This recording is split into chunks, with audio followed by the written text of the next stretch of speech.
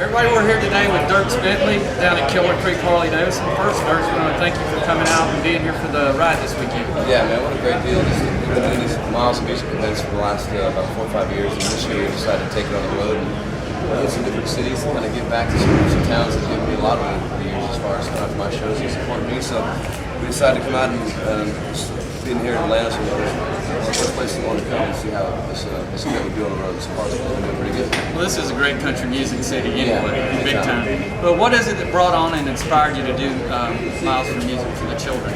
Yeah, you know, we got a great children's hospital in Nashville, medical children's hospital. It's just an easy cause to get behind, and just trying to find some way to do something positive to the community that I live in. And it's really easy, you know. You take motorcycles. I love motorcycles. I love country music. You know, I know a lot of guys in the country music business that love riding bikes too. So it's like, how about we just mix this all together and see what happens? And it was great, man. Just the first year was a huge turn, big success. And that first year we actually had Jeff Fox with it. It's great. Now here we are, year 5, and he's back out again with us. So, of course, we're here in Jeff's hometown too. Yeah, so probably easy for me to say. All right, and as a motorcycle publication, obviously everybody's wanting to know, what do you have in your garage? What type of bikes are you sitting around? Well, I'm looking to get something new. Right, I got 2002 Softail Standard, year anniversary bike. Great bike.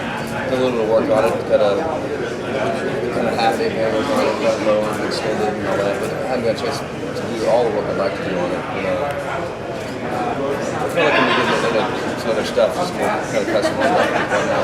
It's a great bike to have. You know, the bike I had before that was a Honda 6500. It's okay. We're in a Harley-Davidson dealership. But you can still say you own a Honda. I bought it for $600. It's the only thing I could afford at the time. You know, I think I sold it for $700. These bikes that I never use they always stay in that $600 to $700 range. Right. But, so when I finally had to, I got a publishing deal. I was going to buy a bike, get some money down on a bike. I wanted to get a Harley. And I got that the Softail Standard, which is a great bike. But now I kind of like to get some little more out there to the next bike. But I enjoy this one. Do you take your bike on tour with you? I do. This last tour I've been doing had an upright bass player with us. So that upright bass is about, you know, this big. It takes up all the space in the trailer. So my bike kind of fit home on this one. But I'm borrowing a bike today, and that's always kind of fun too, doing some of these rides and the chance that you have with motorcycles. So. Well, Eddie and Troy told us that they had to get rid of the bikes on the tour so that they can now put merchandise in there. So, yeah. You know, they're having a custom trailer built so that they can do that. Yeah, different tours are allowed for different things. Any particular songs that have been inspired because of your riding, your love of motorcycles? Yeah, Every Mile Memory is such a big song. It's definitely inspired by being on. I have such great memories of being on the road. There's a lot of days on the road where we get stuck in the middle of nowhere, and the rest of the guys in the band are like, "Oh man, there's something to do." And I'm like, "This is perfect. We're in Butte, Montana. You can be out. I'm gone. On the bike, it's gone." So, I like that song. And a lot of leading up to it. I have a lot of songs about the road. It's kind of where I spend most of my time, and I'm out there. There's some tour bus on the bike, and it's just I love being on the road. No doubt. Now, what about favorite riding locations when you do get a chance to ride? Yeah, I love being, you know, of course, anywhere like. I spend a lot of time in Tennessee when I'm home, you know, so just got like East Tennessee up in the mountains up there. It's just so beautiful. And out west, Arizona, where I'm originally from, I love being in the desert. Just the climate's just a great vibe. And then up there, like I say, Montana, some of those areas, just really, really beautiful.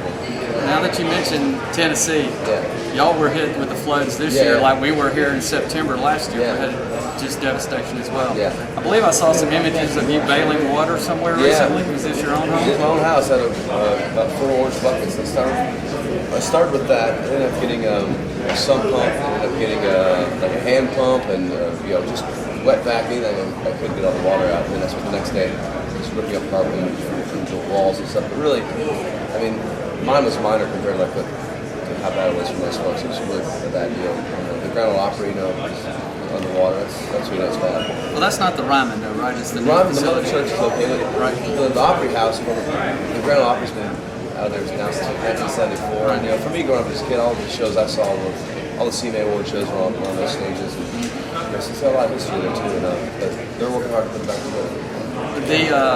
The national coverage on the flooding, though, I think it's been a little weak. Is the people in the national area feeling that way? Yeah, I think they did. I think there was a late response. Like I know that Anderson Cooper got down there and really tried to kind of make up for it a little later on. But it was initially a little light. This is country music, and this is Nashville, Tennessee. It's the heart of country music, and country music's arguably one of the bigger listened to formats. And always willing to help on other events and stuff as well. So it felt like a little light, but it feels like it's coming on now pretty good. But I think if the oil spill in the Gulf, could have blew up New York City. It's, there's a lot of stuff on the plate right there. But I know that it feels like there's been a lot of response. It feels like the government's been involved pretty good. I know a lot of friends have got checks from FEMA, so it feels like there's a good response. Well, we're going to try to come up to the Bikini Beach there in the outskirts of Nashville and do a bike show benefit to raise some money for the flood relief and all. So hopefully we can get up there as well.